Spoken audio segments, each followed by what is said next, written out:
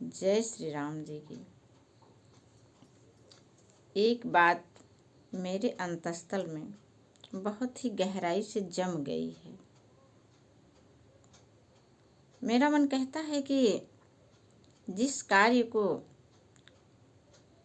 हम सरलता पूर्वक कर सकते हैं और जिससे मेरे साथ साथ और लोगों को सुख मिल रहा हो, उस कार्य को हमें तुरंत ही कर लेना चाहिए। और तो और हमें अपने वैदिक ग्रंथों में जो सिद्धांत हैं उनको अवश्य ही उलट पलट करके देखना चाहिए। देख करके ये सोचना चाहिए कि आखिर ये है क्या, इसमें क्या मेरे उपयोग का है कुछ। अरे छुएं तो, देखें तो, जाने तो। आजकल मैं देख रही हूँ कि जितनी अधिक विदेशी पुस्तकों की चर्चाएं हो रही हैं, हमारे धर्म ग्रंथों की उतनी चर्चा नहीं हो रही है।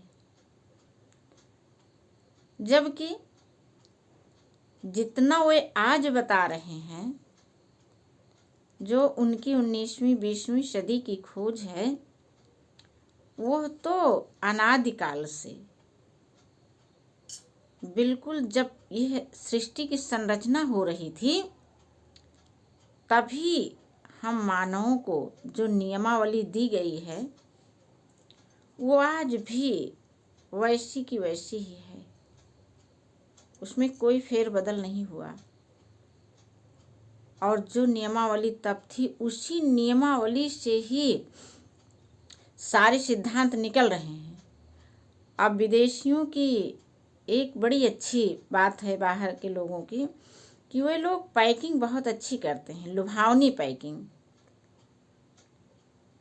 और जब उसको लुभावने पैकेट में भर करके मेरे सामने प्रस्तुत कर देते हैं तो हम टूट पड़ते हैं, क्यों ना उसमें जहर ही भरा हो।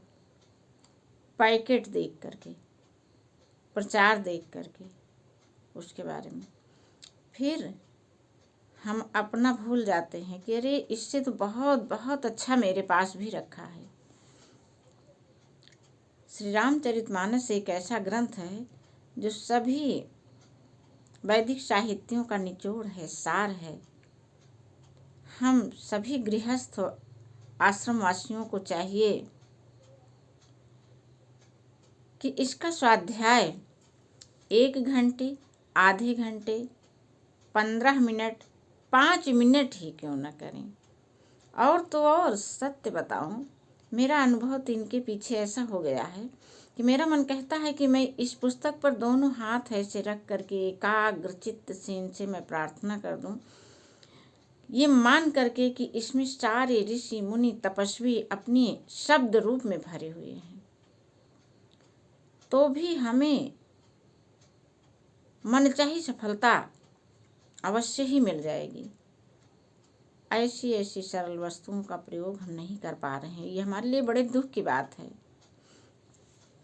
और इसे लेकर के बस मैं इसलिए बैठती हूँ कि इन चौपाइयों में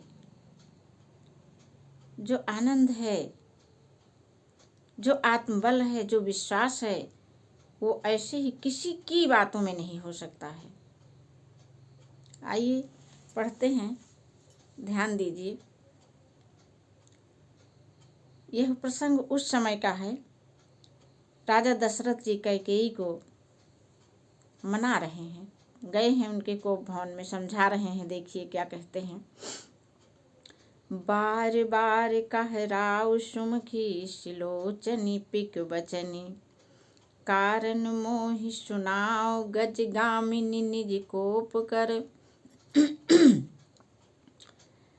अनहित तोर प्रिया केहि कीन्हा, केहि दुई सिर केहि जमु चहलीन्हा, कहु केहि रंग कहि करौं नरेशु, कहु केहि नृपहि निकासों देशु, सकौं तोर अरि अमरहु मारी, काह कीट बपुरे नर नारी, अजानसि मोर स्वभाव बरोरु, मन तो आनन चंद चकोरु।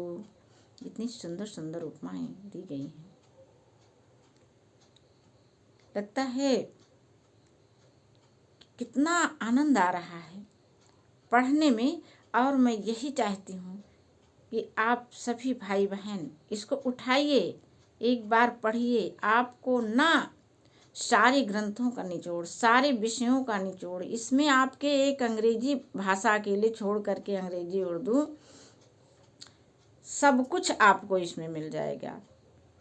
इतिहास, भूगोल, शिक्षा शास्त्र, मनोविज्ञान, सारे विषय इसमें भरे हैं। जो भी पढ़ना चाहो आपको सब कुछ मिल जाएगा।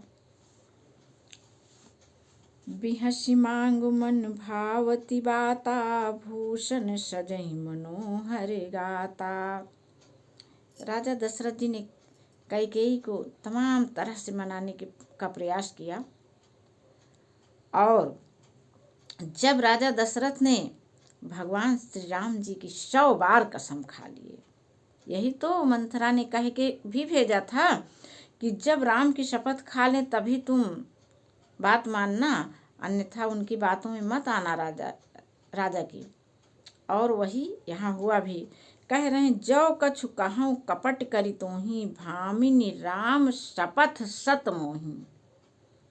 मैंने कोई भी कपट आपसे किया हो ऐसा हो नहीं सकता। मैं सत्य बात कह रहा हूँ, भगवान श्री राम की 100 बार शपथ खा करके कह रहा हूँ।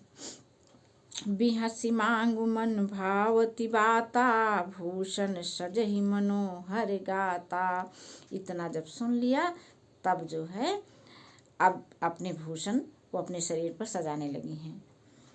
घरी कुघरी समुझ जिय देखू, बेग प्रिया परिहरहु कुबेशु। यह सुनि मन गुनि शपथ बड़ी, बिहसी उठी मति मंद, भूषण सजति बिलोकि मृगु, मनहु किरातिनी फंद। जब राजा दशरथ हर तरह से उसकी बात मान लिए तो अपने आभूषणों को अपने ऊपर सजा रही है और ऐसा तिरछे ताक रही है कि जैसे किरातिन जंगली भिलनी उलनी जो है उसके जाल में अब हिरन फंस गया हो। पुनि कहराउ सुहृद जिय जानी, प्रेम पुलक मृदु मंजुल बानी। भामिनी भयो तोर मन भावा, घर नगर आनंद बधावा। अब राजा दशरथ जी अपने मुंह से रानी को शुभ सूचना दे रहे हैं, लेकिन उनको पता नहीं है कि ये शुभ है कि उसके लिए जहर हम दे रहे हैं। राम ही देऊ काल जुवराजू, सजहि सुलोचनी मंगल साजू। दलक उठो सुनी हृदय कठोरू, जन छुई गयो पाक बर तोरू। जब राजा ने कहा कि मैं कल राम का राज्याभिषेक करने जा रहा हूँ, ऐसे उसका हृदय जल उठा जैसे पके हुए फोड़े पर छू जाए तो। ऐसु पीर बिहसते गोई, अचोर नारी जी में प्रकट न रोई। इतनी बड़ी पीड़ा को वह प्रकट नहीं कर रही है। कैसे? जैसे चोर की स्त्री रो नहीं सकती है। क्या करे जब जानती है कि मेरा पति चोर है। लखहीन भूप कपट चतुराई, कोटि कुटिल मनि गुरु पढ़ाई। और राजा एक सब जान नहीं पावता है। कैसे नहीं जान पावता है कि कोटि कुटिल मनि गुरु पढ़ाई, क्योंकि वह करोड़ों कुटिलों की शिरोमणि गुरु मंथरा की पढ़ाई हुई है।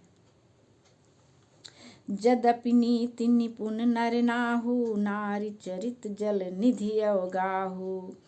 कपट स्नेह बढ़ाई बहोरी, बोली बिहसी नयन मुँह मोरी।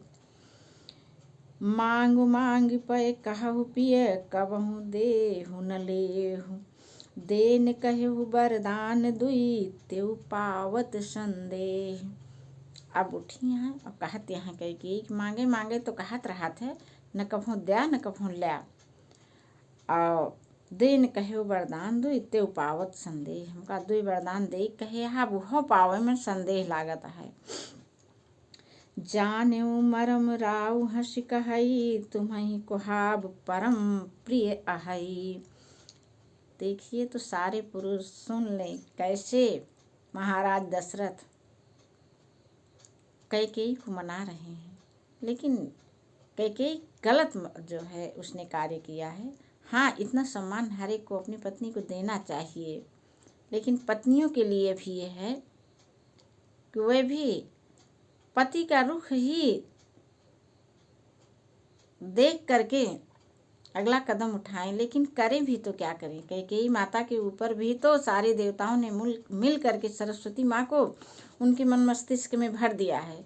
अब ये वास्तविकता क्या है कि माँ कैकेयी नहीं बोल रही हैं, ये तुम देवी सरस्वती बोल रही हैं।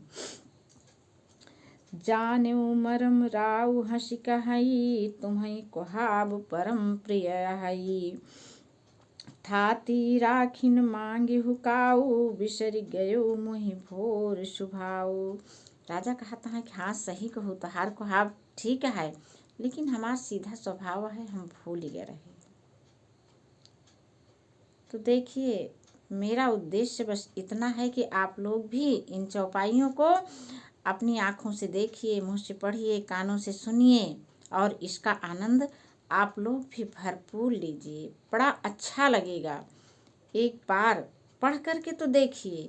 जिनके घरों में श्री रामचरितमानस है वे इसका पाठ करें, जिनके घरों में नहीं है वे इसे अवश्य ही खरीदें।